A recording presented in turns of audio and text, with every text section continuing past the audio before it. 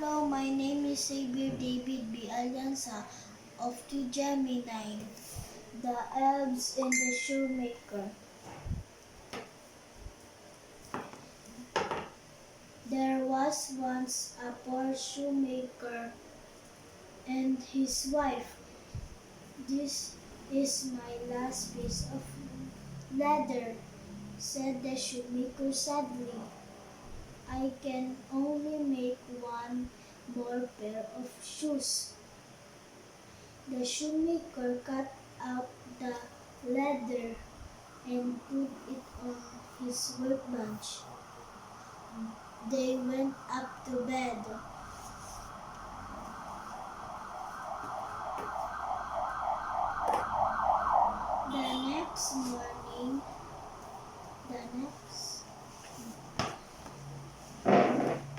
The next morning, the old shoemaker found a new pair of shoes on his workbench.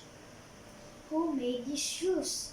asked the shoemaker.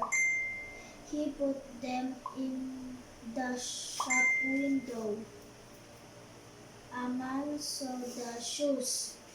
He came into the shop and tried them on." "I like these shoes," said the man. "I will buy them from you."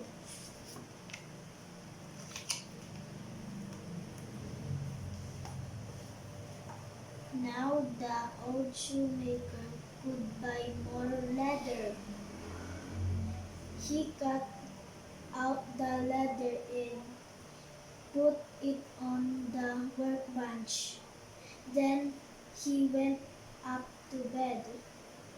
The next morning, there was a new pair of boots and a new pair of shoes on the workbench. Who, ha- who, who has made these boots and shoes?" asked the shoemaker's wife. The old shoemaker soon sewed both pairs of shoes. Now he could buy even more leather. He cut out the leather and went up to bed. The next morning, he found 8 new pairs of boots and shoes.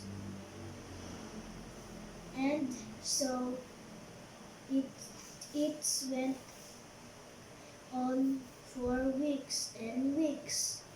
Everyone likes these boots and shoes.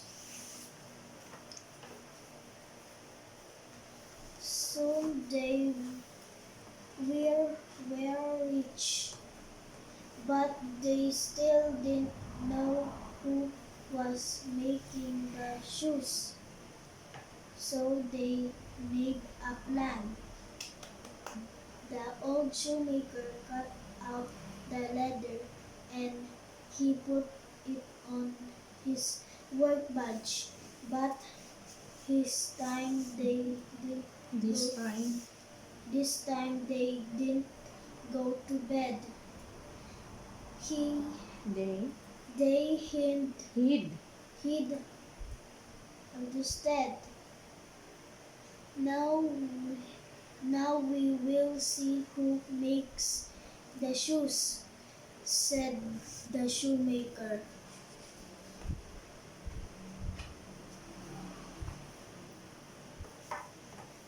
The old shoemaker and his wife waited and waited. At last, the shop door opened and 2 tiny elves ran out in.